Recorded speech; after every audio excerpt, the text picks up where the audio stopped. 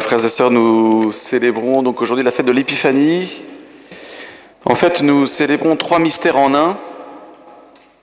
Il y a trois événements de la vie publique, de la vie terrestre du Christ que nous célébrons aujourd'hui. Il y a le premier, c'est la visite des mages. Souvenez-vous, l'Épiphanie, la manifestation de la gloire de Dieu sur la terre. Donc aujourd'hui, il y a trois événements de la vie du Christ que nous célébrons. Il y en a un qui est davantage mis à l'honneur, donc c'est la visite des mages, dont on a entendu l'évangile à l'instant. Le deuxième événement, c'est le baptême, où Dieu, effectivement, s'est manifesté. Il y a une manifestation de la Trinité même. Alors ça, la liturgie le célébrera aussi de façon particulière dimanche prochain, 9 janvier. Et puis, le mystère de Cana, où l'évangile de Saint Jean, au chapitre 2, dit, à la fin du récit de Cana, dit Jésus manifesta sa gloire à ses disciples, et ses disciples crurent en lui. Donc il y a trois événements dans la solennité de l'Épiphanie que nous célébrons, et ces trois événements concordent tous vers cette même réalité qui est la manifestation donc, de la gloire de Dieu. Le fait que Dieu, non seulement a parlé avant, mais il s'est manifesté à nous, il s'est montré. C'est ce que l'une des préfaces de Noël, pendant la messe, dit Dieu, par Jésus-Christ, Dieu s'est rendu visible à nos yeux. Voilà, on fête la visibilité de Dieu. Nous fêtons la manifestation de cette gloire de Dieu. Nous fêtons que Dieu s'est rendu accessible et visible. Et en fait, l'Église nous invite à nous projeter vers ce vers quoi nous allons, c'est-à-dire la vision de Dieu. D'ailleurs, la prière d'ouverture le disait, à l'école des mages qui ont vu la gloire de Dieu déjà manifestée à travers l'étoile. Accorde-nous, Seigneur, la claire vision de ta splendeur.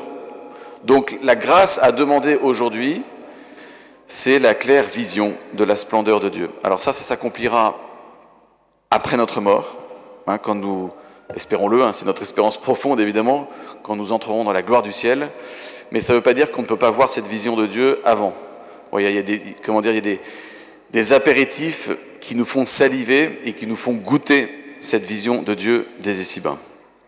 Alors Jésus est né dans un contexte dramatique. Il est né dans la nuit, il est né un peu au milieu de nulle part, et il est né dans un contexte où Hérode le Grand règne à Jérusalem. Hérode le Grand, donc c'est le roi des Juifs, reconnu par l'occupant romain, et c'est un roi sanguinaire. C'est un grand malade, c'est un angoissé du pouvoir, tellement angoissé du pouvoir qu'il a fait assassiner ses propres enfants, il a fait assassiner ses propres fils, parce que certains d'entre eux lui faisaient de l'ombre. Donc il faut s'imaginer en fait la folie d'Hérode, qui est juste assoiffé de pouvoir pour régner en maître avec toute la force qu'il va utiliser pour faire asseoir son pouvoir. Donc quand l'Évangile dit de façon très très pudique, en apprenant cela, donc Jésus était né, le roi Hérode fut bouleversé et tout Jérusalem avec lui. Tu m'étonnes qu'il était bouleversé. En fait, tout le monde était dans l'angoisse. Ils savent très bien ce qu'il a fait avant avec ses propres enfants. Et on le verra bientôt, on l'a célébré au 28 décembre, le mystère des Saints Innocents. C'est ce roi Hérode qui va faire tuer tous les enfants de moins de 2 ans. Donc c'est un sanguinaire, furieux, féroce, et c'est dans ce cadre-là que Jésus est né. Le prince de la paix est né dans une royauté humaine plongée dans le sang et la violence. Alors cette espérance que l'Évangile nous révèle, c'est un mystère qui était caché autrefois et qui était révélé et manifesté aux yeux de tous. C'est ce que nous fêtons à l'Épiphanie. Nous célébrons le fait que le mystère, tenu caché depuis les origines, ne l'est plus. Il n'est plus caché. C'est fini. Ça ne veut pas dire qu'on a la totale vision du mystère de Dieu. Ça, encore une fois, il faudra attendre d'entrer dans la gloire du ciel. Mais nous fêtons la manifestation de Dieu, c'est-à-dire qu'il est sorti de ses nuages, quoi. Et il s'est rendu visible, accessible. C'est-à-dire qu'on peut le connaître. Saint Paul, dans la deuxième lecture qu'on a entendue, a une phrase quand même très forte. On pourrait même dire un peu culottée, quoi. Par révélation, Dieu m'a fait connaître le mystère. Est-ce que nous serions capables de dire, mes frères et sœurs, par la grâce du baptême, par l'effusion de l'Esprit Saint, Dieu m'a fait connaître le mystère. Alors, quand on regarde un peu plus de près, le texte de la lettre de Saint Paul dit que, vous pouvez constater, donc Saint Paul s'adresse à nous, vous pouvez constater que en me lisant, dit Saint Paul, en me lisant, vous pouvez constater quelle intelligence j'ai du mystère du Christ. Vous pouvez constater en me lisant, dit Saint Paul, quelle intelligence j'ai du mystère du Christ. C'est-à-dire que Saint Paul dit, en fait, par révélation, par apocalypse, par révélation, j'ai reçu la connaissance du mystère, et si vous me lisez, dit Saint Paul, vous aussi, vous pourrez rentrer dans cette connaissance du mystère. Alors justement, cette connaissance du mystère, c'est ce que les mages ont découvert. Ils ont découvert, en scrutant, en cherchant, ils ont rencontré Dieu. Alors Saint Paul dit, dans cette deuxième lecture, ce grand mystère, le voici, parce qu'il ne dit pas j'ai connu ce mystère et je ne vous le dirai pas lequel. Il le dit, ce mystère, c'est que toutes les nations sont associées au même héritage, au même corps, au partage de la même promesse, par l'annonce de l'Évangile. C'est-à-dire qu'il y a un même héritage pour tous. C'est le même. Ça renverra à la parabole de Jésus plus tard. Vous vous souvenez quand la parabole des ouvriers de la 11e heure. Vous savez quand le recruteur là, recrute des ouvriers à différentes heures de la journée. Et il donne le même salaire à chacun. Et ceux qui ont été embauchés à la première heure sont dégoûtés parce qu'ils disent attends, ceux qui ont travaillé qu'une heure reçoivent le même salaire. Et Jésus va leur répondre en disant mais on a convenu d'un salaire équitable. Je vous ai promis ce salaire. Pourquoi me regardes-tu avec un œil mauvais, moi qui suis bon? C'est-à-dire, je donne le même salaire à chacun. Ce même salaire, c'est quoi? C'est la vie éternelle. C'est-à-dire la même promesse, le même héritage dont parle Saint Paul dans cette deuxième lecture d'aujourd'hui. Alors il continue, il dit c'est dans le même corps, on est incorporé, on est incorporé dans le même corps, dit-il, et on partage la même promesse par l'annonce de l'Évangile. En grec, il y a un jeu de mots. Promesse, ça se dit évangile. Et bonne nouvelle, ça se dit évangile. Donc en fait, Saint Paul, dans la même phrase, dit par l'annonce, par le partage du même évangile, par l'annonce de l'Évangile. En fait, l'Évangile nous conduit à l'Épangile. L'Épangile qui est la promesse. Donc l'Évangile, l'annonce de la bonne nouvelle, nous conduit à l'Épangile. Et l'Épangile, c'est quoi? C'est cette promesse de la vie éternelle. Donc par l'annonce de l'Évangile, nous accédons tous au même Évangile, à la même promesse, la promesse de voir Dieu un jour face à face. Ça, c'est le cœur de cette bonne nouvelle que nous avons. C'est une bonne nouvelle pour tous. Pour tous. On ne lâche rien. C'est une bonne nouvelle pour tous. La même bonne nouvelle pour tous. On est tous appelés à cette découverte du Christ. Ça veut dire que tous, nous sommes appelés à nous approcher comme les mages et à rencontrer Dieu et à l'adorer. Il n'y a pas seulement certains qui sont appelés à ça et d'autres qui ne le sont pas. J'avais entendu un jour quelqu'un qui disait on n'est pas tous appelés à croire. Si, nous sommes tous appelés à reconnaître et à confesser le nom du Christ comme seul sauveur. Et c'est pour ça que cette même promesse faite pour tous engage du coup une attitude missionnaire pour tous. Tous nous sommes appelés à être missionnaires parce que tous nous sommes appelés au même héritage et à la même promesse, au même évangile par l'annonce du même évangile. Alors les mages nous sont du coup donnés comme exemple. Et les mages, je trouve dans cette fête de l'Épiphanie, il y a quelque chose de fascinant et même d'un peu ironique. Dans l'évangile donc de Saint Matthieu qu'on a entendu, vous avez deux attitudes différentes. Vous avez l'ignorant des sachants, et puis vous avez la récompense des cherchants. L'ignorance des sachants. Les sachants ici, c'est les grands prêtres et les scribes. Ils sont consultés par Hérode. Et ils leur disent, le Messie, il doit naître à Bethléem. Ils ont raison, parce que le prophète Michée avait annoncé que celui qui allait gouverner Israël viendrait de Bethléem. Ils le savent. Ils connaissent les Écritures jusqu'au bout des doigts, mais ils ne bougeront pas d'un doigt. Vous voyez, ils connaissent tout par cœur, ils ne se plantent pas, ils ont raison. Hein. Le Messie naîtra à Bethléem, mais ils ne bougent pas d'un doigt. Ils ne vont pas aller adorer le Messie. Par contre, les mages, qui eux ne connaissent quasiment rien de l'Écriture, vont écouter ce que Hérode a leur dire. Ce qui est en plus assez sordide, c'est que c'est Hérode qui est l'évangile ici. C'est l'évangélisateur. C'est lui qui va conduire les mages à la bonne adresse, quoi.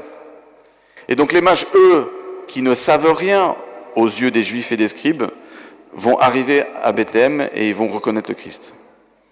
Le choix, donc, est simple à faire. Est-ce que je veux me contenter d'une connaissance sèche des Écritures?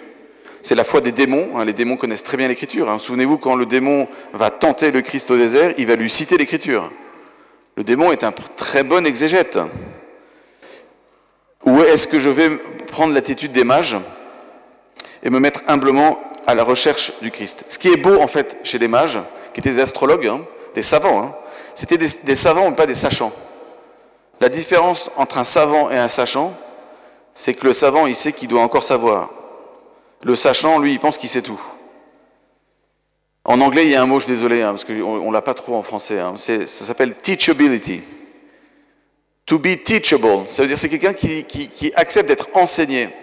C'est le caractère de l'enseignabilité, je ne sais pas comment on dit. C'est celui qui accepte qu'on puisse lui apporter quelque chose. Il sait des choses, mais il a encore envie de savoir davantage. C'est le chercheur de Dieu, ce sont les mages. Les mages sont des scruteurs de la vérité, des assoiffés de la vérité, dans une profonde capacité d'admiration. C'est l'anti-blasé, le mage. Le mage, c'est pas celui qui dit « ouais, je connais, je sais, voilà, ça fait 15 ans que je suis paroissien de bidule, ça fait 20 ans que je fais partie de telle communauté, ou j'ai fait 10 parcours, je sais tout. » Non, le mage, c'est celui qui a envie de faire des parcours en plus, en fait. C'est le gars qui a la foi, et il dit « mais j'ai envie de faire alpha, par exemple. » Je vous parlerai d'alpha tout à l'heure, à la fin de la messe. Hein. Il est jamais satisfait, en fait. Il est toujours assoiffé. Il est jamais repu. Et il n'est pas à faire sa sieste parce qu'il y en a plein le gosier. Le mage, c'est celui qui cherche. Il veut toujours chercher et il trouve toujours. Et regardez, ceux qui pensaient savoir, en fait, sont ceux qui n'ont jamais trouvé le Christ. Alors c'est vraiment une grâce à demander aux mages d'avoir ce désir de chercher, de toujours chercher. Et c'est pas parce que je connais le Christ depuis très longtemps que je n'ai plus à découvrir des choses et à chercher et à annoncer. Alors ce qui est magnifique, c'est qu'ils vont être guidés par une étoile. Et l'Évangile dit qu'ils éprouvèrent une grande joie. Je vous aurais demandé qu'est-ce qui a donné de la grande joie aux mages. Vous m'auriez tous dit la découverte du Christ. L'Évangile dit qu'ils éprouvèrent une grande joie à la vue de l'étoile, pas à la vue du Christ. Je ne dis pas qu'ils n'ont pas été heureux de rencontrer le Christ, hein. Mais ils ont reçu cette grande joie dès qu'ils ont vu l'étoile. Ça veut dire que, c'est l'expression de l'espérance. Nous ne voyons pas encore pleinement le Christ. Ce que dit Saint Jean, Dieu, personne ne l'a jamais vu. On n'est pas encore dans la pleine vision de Dieu. La foi, c'est croire en quelqu'un que nous ne voyons pas encore. Ça, c'est l'attitude des mages. Ils se réjouissent déjà à la vue de l'étoile, qui n'est pas le Christ, mais qui va leur montrer le Christ. En fait, c'est la mission de ce qu'on appelle l'évangélisation.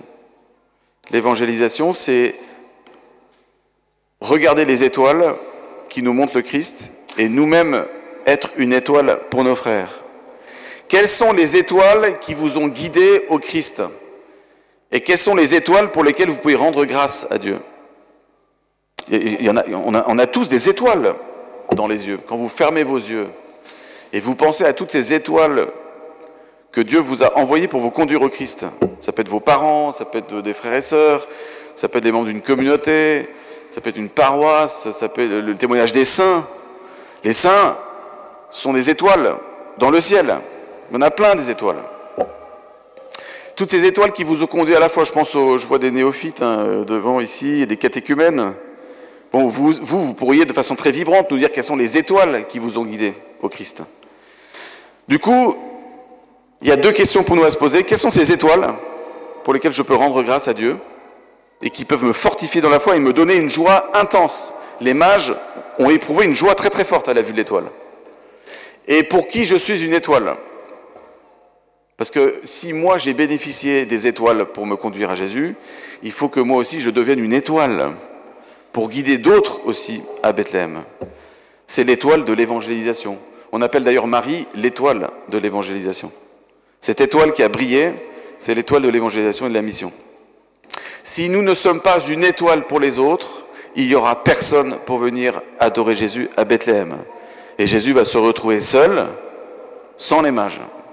Les mages sont venus par l'étoile. Ça veut dire que nous sommes appelés à être ces étoiles pour annoncer le Christ. Pas seulement le 8 décembre, où c'est un grand temps de mission, mais régulièrement. C'est pour ça qu'une fois par mois, le samedi matin, prochaine fois ce sera le samedi 15 janvier, nous vous proposons de devenir des étoiles dans le ciel pour pouvoir annoncer notre foi autour de nous dans le quartier. Voilà, c'est la fête de l'épiphanie en fait. C'est une manière de répéter l'épiphanie. Alors je terminerai par ce qu'ont découvert les mages. Les mages ont découvert quoi? Ils ont découvert l'enfant avec Marie, sa mère, dit l'Évangile. Ça me fait penser à un autre passage, vous vous souvenez, qu'on a entendu pendant ces dernières semaines, le songe de Joseph, où l'ange Gabriel dit à Joseph, n'aie pas peur de prendre l'enfant et sa mère. L'enfant et sa mère. Là, pareil, l'Évangile dit, ils découvrirent l'enfant avec Marie, sa mère. Ça veut dire que le package qui nous est donné, c'est l'enfant Jésus et sa mère. C'est pas l'enfant Jésus tout court. C'est l'enfant et sa mère. Ça veut dire que c'est l'enfant et l'Église. Et donc en déposant l'or, l'encens et la myrrhe, l'or pour confesser la royauté du Christ, l'encens pour confesser la divinité du Christ, et la myrrhe pour confesser son humanité et sa mort prochaine, eh bien en fait nous sommes appelés à nous déposer nous-mêmes et à mettre tout ce qu'on a de plus précieux devant Jésus. Il y a peut-être des choses dont il va falloir se séparer du péché, se séparer de choses auxquelles on est attaché qui peuvent nous empêcher peut-être d'approcher davantage du Christ. Mais les mages ont quelque chose de magnifique et c'est la grâce qu'on va demander aujourd'hui d'être des scrutateurs, des scruteurs, des chercheurs invétérés, toujours assoiffés, jamais repus, jamais blasés, jamais satisfaits. Toujours rechercher le Christ, toujours trouver des moyens pour le retrouver, pour le chercher par la prière, le scruter par la prière. J'ai souvenir une fois, j'avais rencontré avec d'autres séminaristes, c'était juste avant l'ordination, on avait prié avec le cardinal Barbarin dans sa chapelle. Il avait son évangile en grec, posé là, il l'utilisait tous les matins. Hein. Il scrutait l'écriture, quoi. Il avait un côté roi mage, à scruter l'écriture tout le temps, jamais satisfait.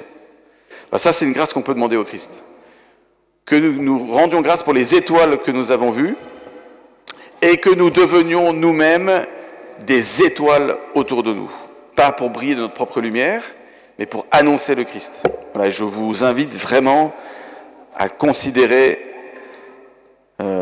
cette manifestation d'étoiles que nous ferons le samedi 15 janvier au matin dans cette église pour vivre concrètement de la mission. Amen.